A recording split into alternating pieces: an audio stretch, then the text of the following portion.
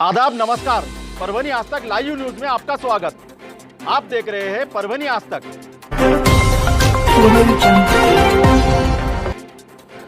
शिक्षा क्षेत्र की सबसे बड़ी परभनी एजुकेशन सोसाइटी विवादों के साये में। सोसाइटी प्रबंधकों द्वारा संवाददाता सम्मेलन में किया अफवाहों का समाधान। परभनी एजुकेशन सोसाइटी का नाम शिक्षा क्षेत्र में पिछले 40 सालों से मराठवाड़ा के सबसे बेहतर और बड़े सोसाइटी के रूप में जाना जाता है, जिसमें 500 से अधिक कर्मचारी काम कर रहे हैं। इस सोसाइटी के माध्यम से परभनी, पूर्णा, गंगाखेड़, सेलू, पालम, सोनपेट तालुकों में कई स्कूलें और कॉलेजें चलाए जाते हैं।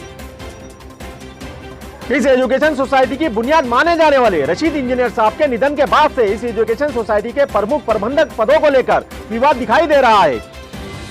आए दिन इसकी चर्चा काफी दिनों से सुनाई दे रही है।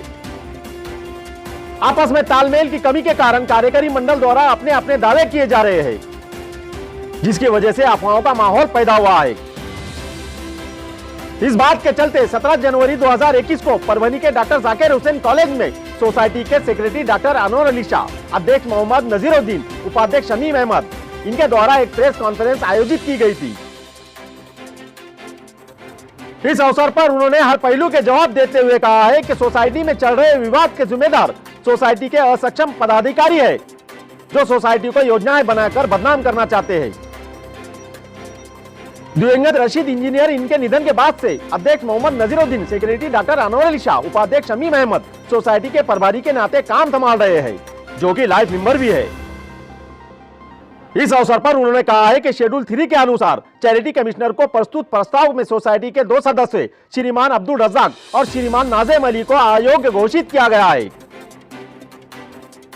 सोसाइटी के सेक्रेटरी डॉक्टर अनवर अली शाह, इन्होंने कहा है कि ट्रस्ट एक सार्वजनिक ट्रस्ट है, इसे पारिवारिक ट्रस्ट बनाने के लिए योजनाएं बनाई जा रही है। भविष्य में सोसाइटी के हित के लिए उच्च शिक्षित युवाओं को सदस्य के रूप में लिए जाने की बात कही है। उसी तरह डॉक्टर अनवर अली शाह, इन्होंने कहा है कि जल्दी सभी तालुकों के स्कूलों का दौरा कर स्कूलों का निरीक्षण कर उनकी समीक्षा की जाएगी और शिक्षा के दर्जे के स्तर को ऊपर ले जाने के दिशा में प्रयास किए जाने की बात कही है। इस समय उन्होंने सोसाइटी के सीनियर कॉलेज की अनुमति मिलने की जानकारी दी है। उसी तरह law college, hotel management course, nursing college, library आदि की उपलब्धता पर काम किए जाने की बात कही गई है। पिछले 3 सालों से जूनियर कॉलेज के छात्राओं को स्कॉलरशिप नहीं मिल जाने के सवाल पर जल्दी एक कमेटी का गठन कर इस संबंध में इंक्वायरी किए जाने की बात कही है और छात्राओं को स्कॉलरशिप का लाभ उपलब्ध किए जाने की जानकारी दी है। उसी तरह हाल ही में सोसाइटी के 13 शिक्षकों की मान्यता रद्द की गई थी। इसका जिम्मेदार भी सोसाइटी के असक्षम पदाधिकारी होने की बात उपाध्यक्ष शमीम अहमद, इन्होंने कही है।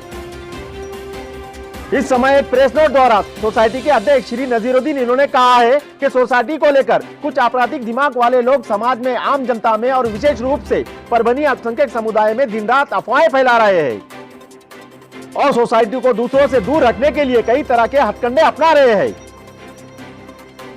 इस विवाद के कारण को रसूख ट्रस्ट के विभिन्न पदों पर रहने के दौरान मिलने वाला व्यक्तिगत फायदा विवाद की वजह होने की बात कही है। पत्रक द्वारा कहा गया है कि जानकारी इसीलिए दी जा रही है ताकि जनता को सच्चाई का पता चल सके। परभनी एजुकेशन सोसाइटी पिछले 40 सालों से काम कर रही है और मराठवाड़ा के एक प्रतिष्ठित शिक्षण संस्थान के रूप में जानी जाती है। इस सोसाइटी के लंबे समय से कार्यरत अध्यक्ष दिवंगत रशीद इंजीनियर, इनके निधन के बाद सक्षम सदस्यों ने संस्था को चलाने के लिए एक कार्यकारी का चयन किया था। माननीय सदस्य अधिनियम के अनुसार संगठन के प्रभारी है, लेकिन असक्षम पदाधिकारी सदस्य योजना बनाकर सोसाइटी को कमान संभालने की कोशिश कर रहे हैं, जो कि सोसाइटी के लिए उचित नहीं है। यह मामला चैरिटी कमिश्नर के न्यायालय के समक्ष लंबित होने की बात कही गई है।